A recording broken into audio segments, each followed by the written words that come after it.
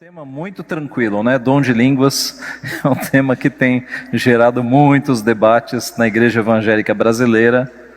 E eu diria que para mim, meus irmãos, depois de estudar esse assunto, para mim é um tema muito tranquilo.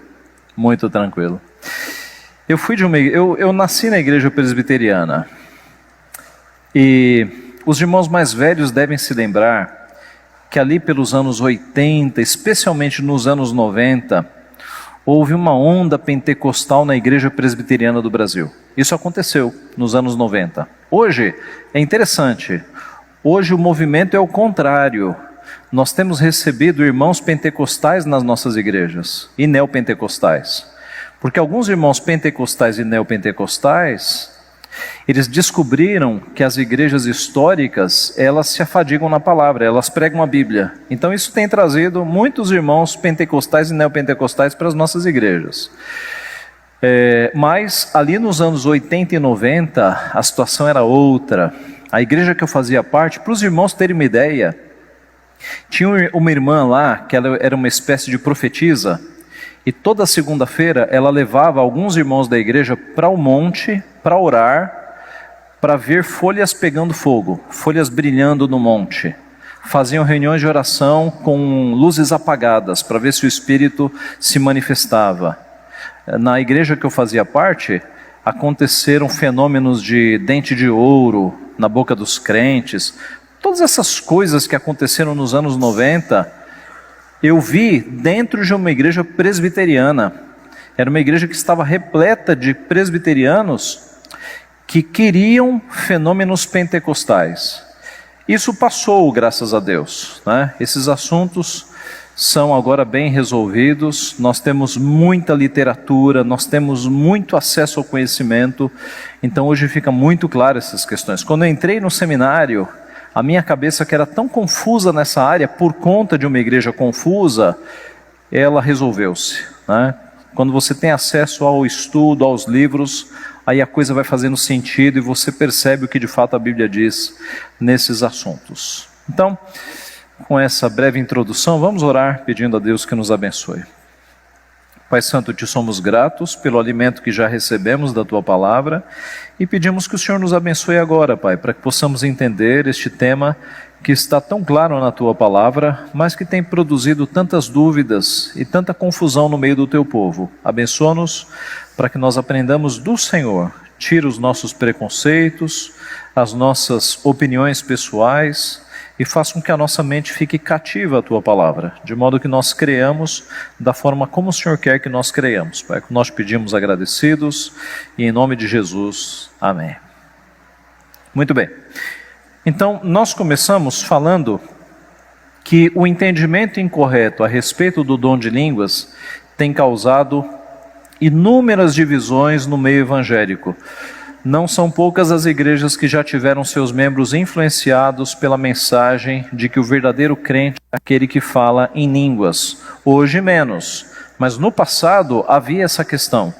Se você tivesse amigos pentecostais, eles te diriam: você não é crente ainda, porque você não fala em línguas. Você não tem o Espírito Santo ainda, porque você não foi batizado pelo Espírito. Porque no movimento pentecostal, batismo é falar em línguas. Na verdade, se você pensar bem, você percebe que esse segundo batismo, ele contraria a Bíblia. Por quê? A Bíblia não diz que é um só batismo? Não é? Há um só batismo. Então, no batismo com água, você tem ali o batismo do Espírito. É a mesma coisa. Não há dois batismos. A Bíblia diz que é um só batismo. Mas no movimento pentecostal, criou-se essa separação entre Cristo e o Espírito Santo. Que separação é essa? Primeiro, na versão deles, tá? Você recebe Jesus Cristo como Senhor e Salvador, e se você passar por essa experiência de línguas, é que você recebe o Espírito Santo. Então eles dividiram a Trindade. E meus irmãos, não se pode dividir a Trindade. Quem tem o Pai, tem o Filho e tem o Espírito. É certo que a Bíblia dá uma ênfase de que nós somos santuário do Espírito Santo. Não dá essa ênfase? Mas será que é possível nós sermos santuário do Espírito e não termos dentro de nós o Pai e o Filho, será que é possível nós fazermos esta divisão? Ora, é claro que não. Aquele que é santuário do Espírito, ele também é morada do Pai e morada do Filho. Veja, por exemplo,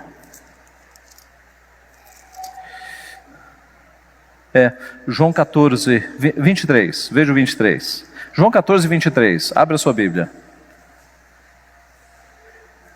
Há uma ênfase de que nós somos a habitação do Espírito Santo, e essa ênfase é correta, porque nas três pessoas da Trindade, o responsável por santificação é o Espírito Santo, tá? O responsável por redenção é Cristo, o responsável por criação é Deus Pai. Mas note que é só uma questão de ênfase, veja João 14, 23. Respondeu Jesus: se alguém me ama, guardará a minha palavra, e meu Pai o amará, e viremos para ele e faremos nele morada. Quem está falando aqui? Jesus. E quando ele fala viremos para ele, de quem que ele está falando? Dele e do Pai. Cadê o Espírito? Nesse texto não está. Outros textos mostram que nós somos habitação do Espírito. Mas esse texto mostra que nós somos habitação, morada do Pai e do Filho. E do Espírito também. Então, um equívoco que o movimento pentecostal comete é dizer, primeiro você recebe Jesus, depois, se você passar pelo fenômeno de línguas, é que você recebe o Espírito. Está dividindo a Trindade. Você não divide a Trindade. Quem recebe Jesus, recebe o Pai e recebe o Espírito. Amém. Essa é a ênfase que é dada, porque eles afirmam, eu já presenciei cultos, e que é enfatizado, se você não falar línguas, você não tem o Espírito Santo, e cria um desespero, porque você é ensinado também a buscar o Espírito Santo através da obediência, através da oração e outros exercícios mais, e causa um constrangimento muito grande. É verdade. Eu devo confessar o seguinte, eu passei por esses sentimentos. Por quê? O livro que eu li, que eu diria que me mandou para o ministério, foi A Cruz e o Punhal, de David Wilkerson. David Wilkerson, um famoso pastor da Assembleia de Deus, um homem de Deus, um homem de Deus. Eu quando li aquele livro, eu falei, eu vou para as missões, eu vou para o ministério. Mas nesse livro, que é belíssimo, tem um capítulo lá falando sobre línguas, porque ele é um pastor pentecostal. E eu me lembro que aos 13 anos de idade, quando eu li esse livro, eu fiquei com a cabeça muito confusa. E eu tinha amigos pentecostais. E uma vez, eu pedi para um amigo pentecostal, para ele falar com o pastor dele, para o pastor dele orar sobre mim, para que eu falasse em línguas. E eis que uma tarde de sábado, lá estava eu numa igreja pentecostal, com um monte de pentecostais fazendo um círculo com mãos na minha cabeça, orando para que eu falasse em línguas. E eu me esforcei. Mas não saiu nada, meus irmãos, não saiu nada. Porque eu não queria fazer uma imitação, né? Eu queria que de fato fosse. E eu não senti nada, não saiu nada. E eu pensei, naquela época, aos 13 anos, eu pensei, existe, mas não é para mim. Foi a minha conclusão. Quando eu fui para o seminário e comecei a estudar a Bíblia com mais profundidade, aí eu percebi, por isso eu não falei. Porque o dom de línguas, e isso vai ficar claro aqui, meus irmãos, é um dom de idiomas. Foi um dom que Deus deu para que os discípulos que não fizeram escolas de línguas, não havia FISC, CCAA, não havia nada disso naquela época, eles pudessem ir para outras nações sem conhecer o idioma e pregar o evangelho na língua da outra nação. Esse é o dom de línguas, meus irmãos. Era um dom com objetivo missionário, evangelístico. Não é essa enrolação de línguas que fazem hoje, que são mais fenômenos de catarse, né? Parece que a pessoa está desabafando numa catarse emocional, e aí ela começa a imitar os fonemas que foram ensinados na sua igreja. Há essa questão da pressão, né? Porque se você está numa igreja dizendo, se você não falar, você não tem o Espírito Santo, você vai se esforçar para você chegar no nível dos outros. E aí muita gente imita e fala o que é falado, né? Eu até poderia imitar, eu não vou fazer isso, mas é possível você imitar esses fonemas. São fonemas que não constituem uma língua. Já fizeram isso, já pegaram todos os fonemas dessa encenação que fazem e catalogaram e não dá o idioma, tá? Não é uma língua, não é um idioma, como eles falam, idioma dos anjos. Mesmo porque, meus irmãos, todas as vezes que anjos deram mensagens, não precisou de intérprete. Os anjos falavam na língua das pessoas, tá? Você não encontra lá um anjo aparecendo para Maria com o intérprete do lado. O anjo fala na língua do receptor, ok? Já vimos até aqui que espiritualidade não se mede por dons espirituais, mas mede-se pela obediência, pela fidelidade à palavra de Deus. Fidelidade manifesta, não nas poucas horas semanais de culto solene, mas no dia a dia, no nosso cotidiano. Veja, infelizmente, muita gente no meio evangélico passa a semana inteira descumprindo a palavra, desobedecendo a palavra, sendo péssimos funcionários, péssimos maridos, péssimas esposas, péssimos filhos. E aí quando chega num culto de domingo à noite, começa a enrolar a língua, como que se agora fosse santo, como que se aquele enrolar de língua queimasse todos os pecados da semana. Deus não nos chamou para isso. Deus nos chamou para sermos fiéis 24 horas por dia. A nossa devoção a Deus se manifesta no dia a dia, glorificando a Deus no nosso trabalho, na nossa família, na nossa escola, onde quer que nós estejamos. Então, a nossa espiritualidade não se mede por supostos dons sobrenaturais, mas se mede pela obediência. Quem já teve a oportunidade de ouvir alguém falando em línguas, né, eu me refiro ao fenômeno pentecostal atual, pode perceber a ininteligibilidade do que se ouve. A isto damos o nome de língua estranha, sem significado, ou língua estática, de êxtase. Eu, na minha adolescência, na minha mocidade, eu tinha um amigo que ele também buscava falar em línguas, e uma vez ele foi numa vigília de uma igreja muito famosa aqui, ali no Glicério, uma igreja bem grande, que eles fizeram uma vigília depois da meia-noite, e o método para falar línguas era ficar durante 2 horas dizendo glória a Deus, glória a Deus, glória a Deus, glória a Deus, glória a Deus, glória a Deus. Quer dizer, o indivíduo que fica durante 2 horas falando isso, ele perde a consciência, ele vai enrolar a língua mesmo, ele vai entrar num estado de êxtase emocional, tá? Que nada tem a ver com espiritualidade. Olha, hoje é domingo. Foi um dia desses, foi essa semana. Eu estava numa rede social e apareceu lá uma live de uma mulher muito alterada, falando como que pregando. Ela estava dentro de um carro, mas como que pregando, e de vez em quando ela intercalava com supostas línguas estranhas. Era visível que aquela mulher, ela estava alterada emocionalmente. Não tinha nada de espiritualidade ali, nada. Ela simplesmente estava fazendo uma catarse, estava desabafando, né? Emocionalmente. É um fenômeno emocional, meus irmãos. Não tem nada de fenômeno espiritual quando você reconhece o que a Bíblia fala sobre línguas. Então, o nosso objetivo é ver o que a Bíblia fala sobre línguas e não o que é praticado nestas igrejas. O nosso estudo se inicia então onde tudo começou, na descida do Espírito, na festa do Pentecostes, que é a primeira ocorrência do dom. Então vamos para lá, Atos 2, de 1 a 13. Atos 2, de 1 a 13. Muito bem. Então vamos aqui ao texto. Primeiro, cumpre-se o dia de Pentecostes, que era uma festa de 50 dias. Né? No dia 50 era celebrado. Estavam todos reunidos no mesmo lugar. Note, não diz que eles estavam orando, tá? Não diz que eles estavam orando. Geralmente quem prega nesse texto fala, eles estavam lá buscando o Espírito em oração e aí o Espírito veio. Não, o texto não fala que eles estavam orando. Se eles estivessem orando, Lucas teria registrado, tá? Ele não teria esquecido esse detalhe. Estavam reunidos no mesmo lugar. De repente, o que vem? Vem um som. Como é que é esse som? De um vento impetuoso. Então imagine aí um som de um vento muito forte. Esse foi o som que eles ouviram. E encheu toda a casa onde estavam assentados. Eles estavam assentados, reunidos. Esse som encheu toda a casa.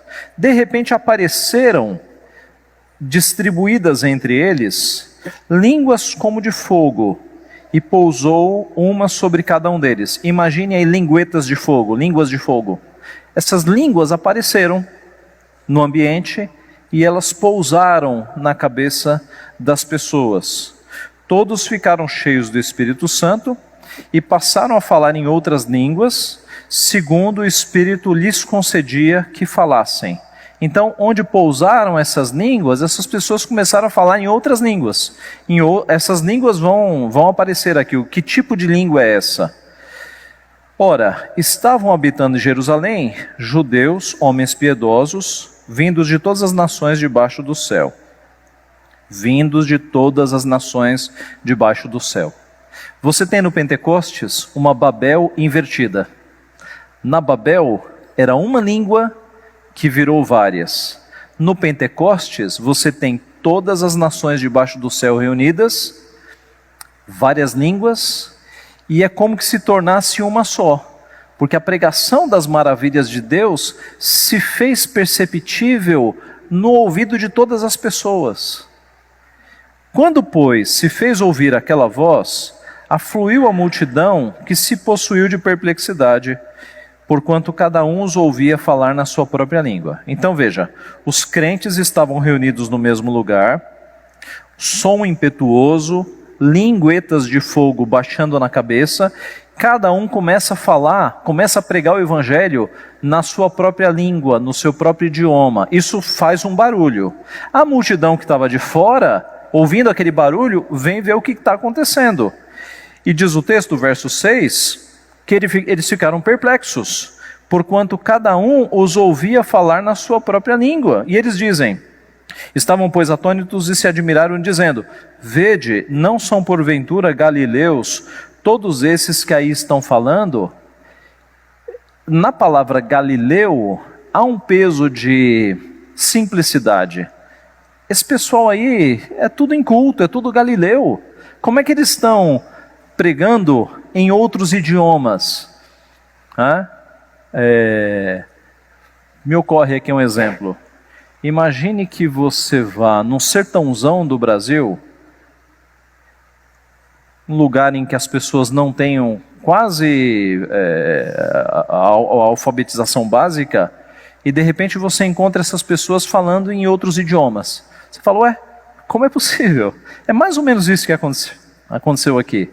Galileus, que viviam da pesca, na sua maioria, por causa do mar da Galileia, falando outros idiomas, como diz aqui o texto, verso 8, como os ouvimos falar, cada um em nossa própria língua materna. É o pessoal das outras nações que está dizendo, como é que eles estão pregando na nossa língua materna? A língua materna, meus irmãos, é idioma. Não são esses fonemas falados nessas igrejas, não, tá?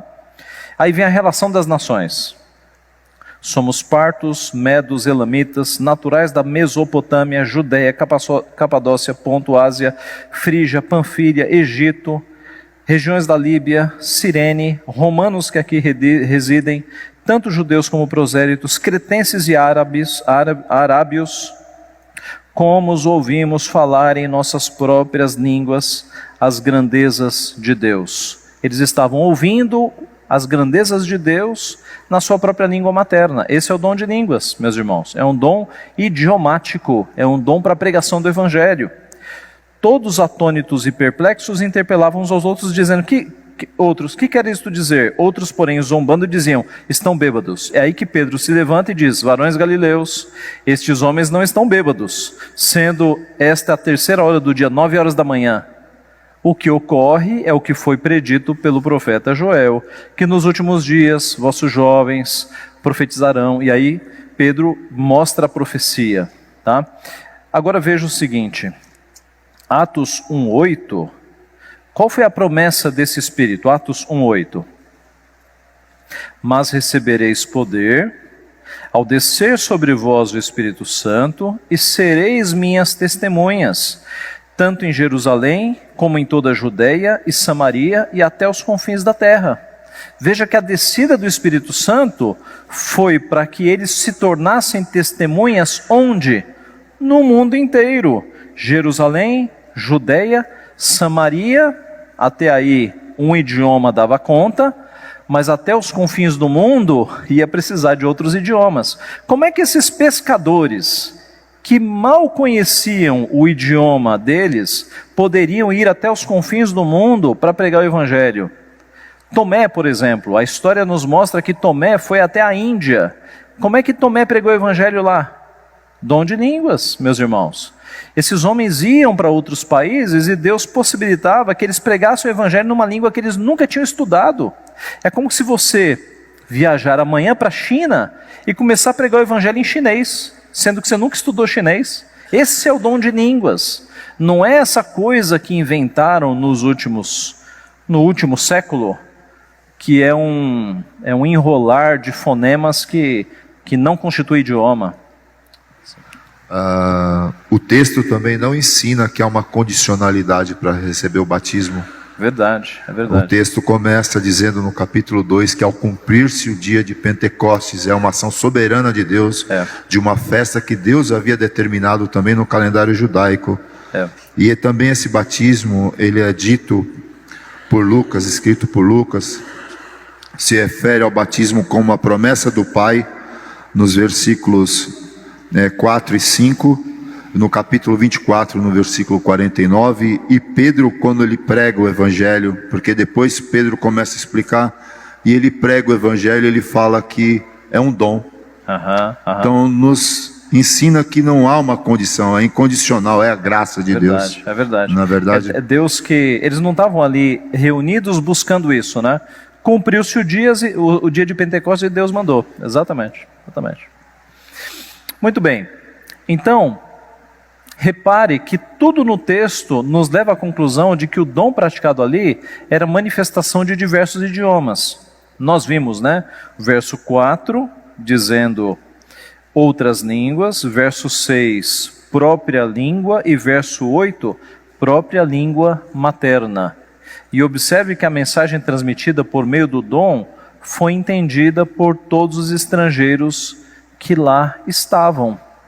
Hoje, quando você entra numa igreja pentecostal e escuta aquele enrolado de língua, você entende alguma coisa? Os judeus que estavam ali, quando eles tiveram acesso ao dom de línguas, eles entenderam a mensagem. Porque quem falava árabe, escutou o evangelho sendo pregado em árabe. Quem era romano, que tinha o latim como a língua, escutou o evangelho sendo pregado em latim, e assim por diante. Cada um ouviu o evangelho sendo pregado no seu próprio idioma. Por isso que o dom se chama dom de línguas, tá? Mas em Corinto, aconteceu a mesma coisa? O dom deles era igual ao do Pentecostes? Também eram idiomas? A resposta é sim. Veja só. No Novo Testamento, você tem dom de línguas em dois lugares. Você tem em Atos e você tem em Corinto. Você não tem em Efésios, na Galácia, em Filipos, em Colossos. Não. Atos e Corinto. Alguns pregadores pentecostais dizem assim: não, pastor, tudo bem, Atos 2 era o dom idiomático, mas Corinto, aí sim era uma língua dos anjos, era uma língua sobrenatural. Veja, meus irmãos, eu vou mostrar aqui 8 argumentos, e existem outros mais, para mostrar que o dom que acontece em Atos é o mesmo que acontece em Corinto. Não há 2 dons de línguas no Novo Testamento, há um dom só, tá? Então, alguns motivos. Primeiro motivo, porque nós cremos que em Atos, o dom idiomático é o mesmo dom idiomático que aparece em Corinto. A sequência do dom. Não há registro bíblico que indique a mudança no dom entre Pentecostes e a igreja de Corinto. Você tem o início do dom no Pentecostes, em Atos você tem ele sendo manifestado, e nada diz que em Corinto é um dom diferente, é o dom de línguas que está acontecendo lá. É natural esperar que o dom exercido em Jerusalém, igreja mãe, núcleo dos apóstolos, seja o mesmo encontrado nas igrejas filhas, como é o caso de Corinto. É a sequência do dom, nada indica que houve uma mudança. Um segundo argumento, a simplicidade da revelação, tá? A questão hermenêutica aqui, a simplicidade da revelação. A revelação de Deus é simples, ela alcança todos os tipos de pessoas, desde intelectuais até aqueles que não tiveram oportunidade de estudo. Por isso, alguém que começa a ler o Novo Testamento e chegando em Atos 2, depara-se com o dom de línguas, entendendo-o como dom de idiomas, irá continuar lendo o texto sagrado com esta definição em mente, a menos que o texto indique uma mudança no dom.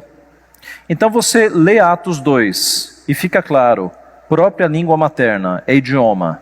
Você continua lendo o texto e verifica que as aparições ainda são idiomáticas. Quando você chega em Corinto, pela simplicidade da revelação, você não tem motivo para dizer, não, em Corinto é outra coisa. Não, é a sequência do dom, né? Continua sendo o mesmo.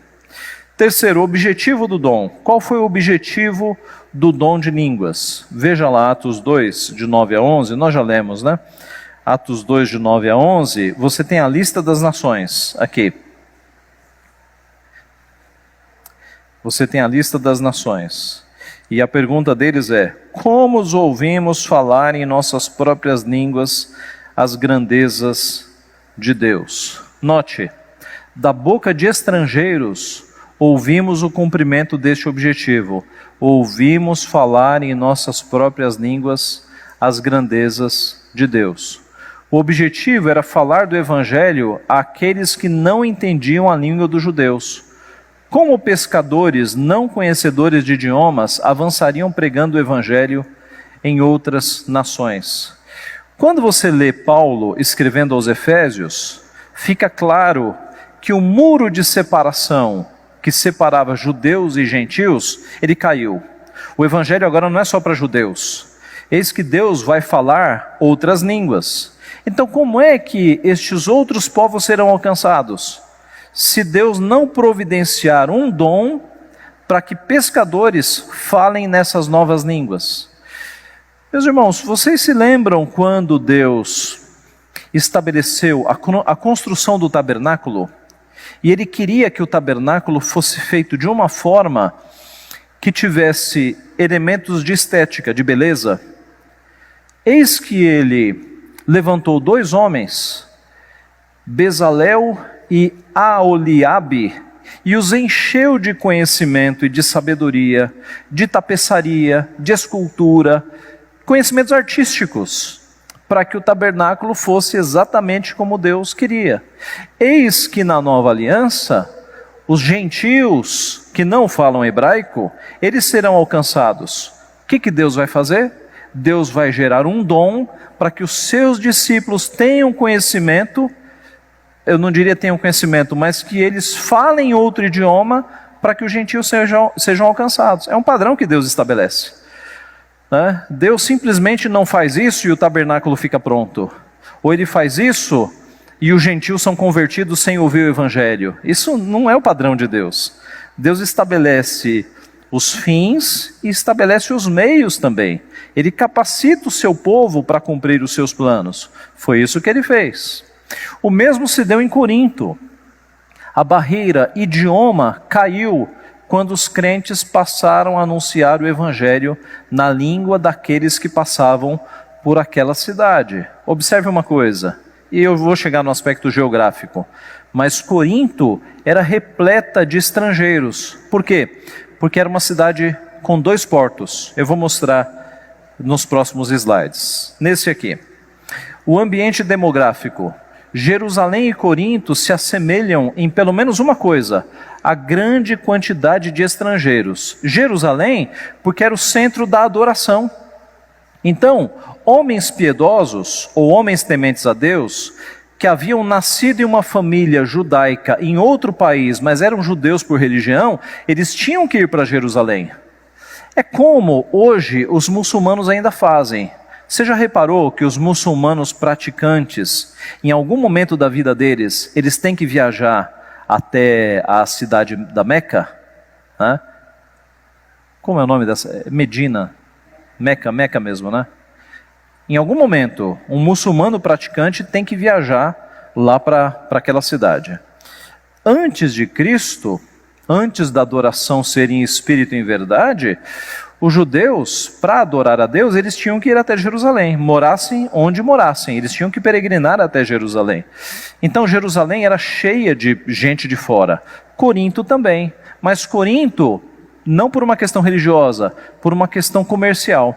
Corinto tinha 2 portos que recebiam, que eram estratégicos, né, para você chegar no continente. Você chegava no continente a partir dos 2 portos de Corinto. Eu vou mostrar o mapa, mas veja aqui, na festa do Pentecostes, milhares de peregrinos de várias nações chegavam em Jerusalém para a festa. Em Corinto não havia festa, porém, por ser cidade portuária, capital da imoralidade da época, e famosa pelo seu saber, também recebia milhares de estrangeiros em seu solo. Isto reforça ainda mais a necessidade de um dom para a comunicação da graça de Deus a estes estrangeiros. Em poucas palavras, por que você não tem este dom aparecendo nas outras cartas de Paulo? Porque nenhuma cidade era tão internacional como Corinto. Naquela época, era Corinto que recebia uma quantidade absurda de estrangeiros. Por isso ali o dom era estratégico, para alcançar esses estrangeiros na pregação da palavra. Veja aqui o mapa. Aqui, só para você se localizar, aqui você tem a bota da Itália, tá? E lá na direita, e aí eu amplio naquela outra imagem, você tem ali em cima Tessalônica, aqui você tem a Grécia com Atenas, aqui você tem o chamado Peloponeso. Peloponeso significa grande ilha. E observe que ligando o continente, né, veja que nós estamos falando do continente europeu. Aqui você tem Europa Ocidental e aqui Europa Oriental, Bulgária, né, e aqui você tem a Grécia. Então, ligando o grande continente com esta ilha, o Peloponeso, a grande ilha, você tem o que em geografia se chama de istmo. Istmo de terra. É um filete de terra, né, que une uma ilha a um continente. Pois é nesse filetezinho de terra que está o quê? Corinto. Corinto está aqui. Agora, note que Corinto, então, é banhada por água dos 2 lados. Percebe aqui, ó? Era uma cidade portuária, né? Era basicamente 2 portos, Lecaion e Cencreia. Cencreia é citado nas escrituras, Lecaion não é citado literalmente. Sim, Rose. Pastor, aí em Corinto não seria mais ou menos a mesma coisa que acontece hoje em dia? Brasileiros vão morar nos Estados Unidos e outras pessoas de outros países, até com os índios também acho que aconteceu isso. Mostrava-se uma coisa e dizia-se o nome no idioma usado, né? No idioma local. Só que aí no caso é óbvio que eles usaram para evangelizar. Uhum. Veja só, os apóstolos eles avançaram em nações fora de Israel. No caso de Corinto, houve ali igreja plantada em Corinto, creio que por Paulo, sim. E você tinha judeus espalhados pelo mundo, né? Já em Atos você tem uma dispersão que faz com que a igreja, por causa da perseguição, seja dispersa para outras nações. Deus obriga a igreja a ir para outras nações, esse é o ponto, né? E aí igrejas vão sendo constituídas. Então você tem na base dessas igrejas judeus, mas como é uma igreja plantada num solo não judeu, Corinto, por exemplo, que nada tinha a ver com Israel, observe como eles estão longe, né? Você está aqui na ponta da Europa, Israel está lá para cima, né? Veja como você está longe. Então você tem aqui pessoas que nunca tiveram acesso ao Evangelho, que estão sendo evangelizadas em outra língua totalmente diferente. Esse é o ponto mesmo.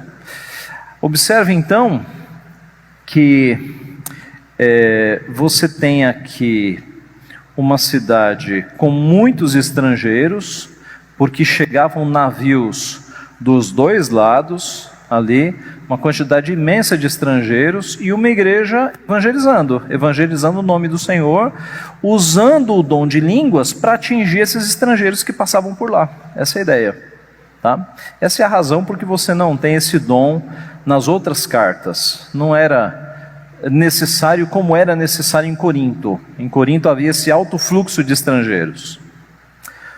Um outro motivo é a origem gramatical das palavras. As palavras usadas tanto em Atos quanto em Corinto indicam linguagem humana normal. As palavras são dialectos e glossa, e ambas significam línguas e idiomas.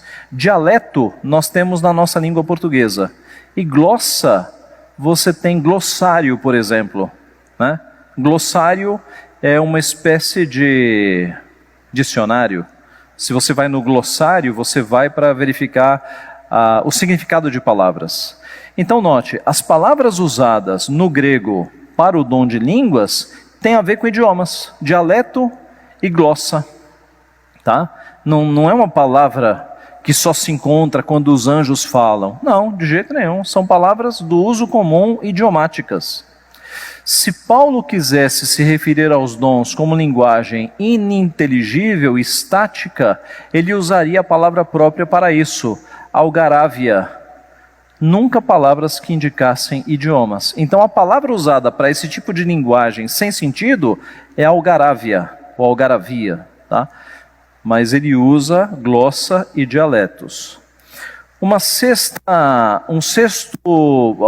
razão por que nós cremos que Atos e Corinto é o mesmo dom: a necessidade de interpretação.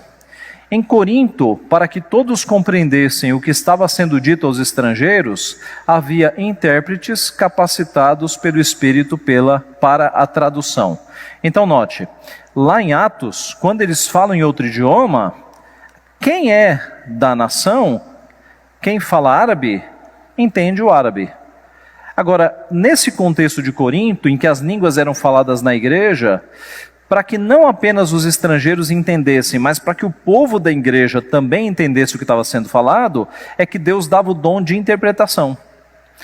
Então, o indivíduo que nunca estudou chinês, começa a falar em chinês. E Deus capacita outra pessoa com o dom de interpretação de línguas, para que ele entenda o que está sendo falado e passe para toda a membresia. É o dom de interpretação. Veja lá, 1 Coríntios 12, 10. 1 Coríntios 12, 10.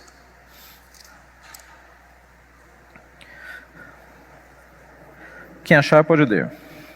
A outro operações de milagres, a outro profecia, a outro discernimento de espíritos, a um variedade de línguas, e a outro capacidade para interpretá-las. Então veja, você tem o dom da variedade de línguas e o dom para interpretar as línguas. 14:5 de 1 Coríntios. 14:5. Eu quisera que vós todos falasseis em outras línguas, muito mais, porém, que profetizasseis. Pois quem profetiza é superior ao que fala em outras línguas, salvo se as interpretar, para que a igreja receba edificação. Olha só. Quem profetiza é superior ao que fala em outras línguas. Por quê? Porque quem profetiza, e a profecia era um fenômeno, era um dom que Deus mandava para que a pessoa falasse à igreja, tá? Sobre os oráculos de Deus, a vontade de Deus. Por que quem profetiza é superior? Porque ele já fala na língua das pessoas, salvo se alguém interpretar. Se alguém interpretar, aí o dom de línguas fica no mesmo nível do dom de profecia. Por quê? Porque ele está edificando a igreja toda. Salvo se as interpretar, para que a igreja receba edificação. Porque eu repito, se o indivíduo começasse a falar aqui em chinês, visitantes chineses entenderiam, mas o resto da igreja ficaria sem entender nada. Aí Deus levanta um intérprete para que a igreja inteira entenda também. Percebeu como é? Veja o verso 23. Se, pois, toda a igreja se reunir no mesmo lugar e todos se puserem a falar em outras línguas, no caso de entrarem indoutos ou incrédulos, não dirão porventura que estáis loucos? Então, é por isso que o dom de interpretação ele é necessário, para que os incrédulos que entrarem, eles possam entender o que está sendo falado numa outra língua. 26 a 28, ainda de 14. É isso, né? 1 Coríntios 14, 26 a 28. Que fazer, pois, irmãos, quando vos reunis? Um tem salmo, outro doutrina, este traz revelação, aquele outra língua, ainda outra interpretação, seja tudo feito para edificação. No caso de alguém falar em outra língua, que não sejam mais do que 2, ou quando muito 3, e isto sucessivamente, e haja quem interprete. Mas não havendo intérprete, fique calado na igreja, falando consigo mesmo e com Deus. Então, a ordem inclusive era, você só deve falar em língua se tiver intérprete. Se não tiver intérprete naquela hora, você fica quieto. Você fala só com Deus, não fala nada. A ordem era inteligibilidade. Assim como em Atos os receptores entenderam, em Corinto as pessoas tinham que entender também. Tá? Por isso que destoa do que é feito nas igrejas pentecostais. Você entra lá e você não entende nada. Aquilo ali não é um idioma. Tá? O princípio bíblico é que é uma mensagem que está sendo passada, inteligível. Havia tradução porque eram idiomas. Idiomas podem ser traduzidos. O mesmo não acontece com linguagem sem sentido. Imagine uma criança que antes da fase de falar, ela está fazendo sons. Não dá para traduzir aquilo. Agora, idioma é traduzido. Por isso que há intérprete. É o que eu digo aí, né? Alguém consegue traduzir os sons de uma criança que ainda não fala? Os fonemas usados nas línguas estranhas não têm estrutura de idioma. Já fizeram estudos e não constitui idioma. Variedade de línguas é um outro argumento. Veja 1 Coríntios 12, 10. O texto fala em variedade de línguas. Imagine o que é falado nas igrejas pentecostais. Você sabe quais são os fonemas, né? Falados nas igrejas pentecostais. O que seria uma variedade dessas línguas? Não faz muito sentido. Agora, quando você fala variedade de idiomas, aí faz todo sentido. Percebe? Como variedade, ela só se aplica a línguas inteligíveis. Quando você aplica esses fonemas que são falados, não faz sentido. Tá? Você tem lá variedade de fonemas. Mas você não tem variedade de línguas. Variedades de línguas pressupõem idiomas. Francês, alemão, japonês, árabe. Tá? Veja 1 Coríntios 14, 18. Paulo falando. Dou graças a Deus, porque falo em outras línguas mais do que todos vós. Imagine os fonemas pentecostais dos nossos dias. O que seria isso, Paulo? Você fala muito mais fonemas? Agora, quando você imagina idiomas, de fato, Paulo falava muito mais idiomas do que eles. Porque Paulo falava o hebraico por nascimento, era cidadão romano, escrevia em grego, falava em grego. Paulo era poliglota. Possivelmente ele tinha o dom de línguas também, quando era necessário. Tá?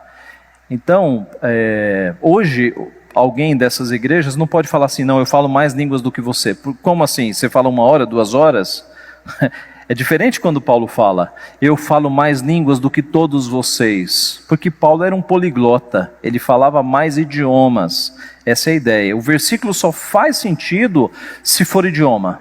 Se for língua ininteligível, não faz sentido.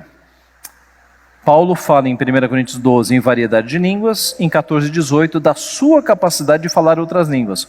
O ponto aqui é que você pode ter uma variedade de idiomas, mas não uma variedade de linguagem sem sentido.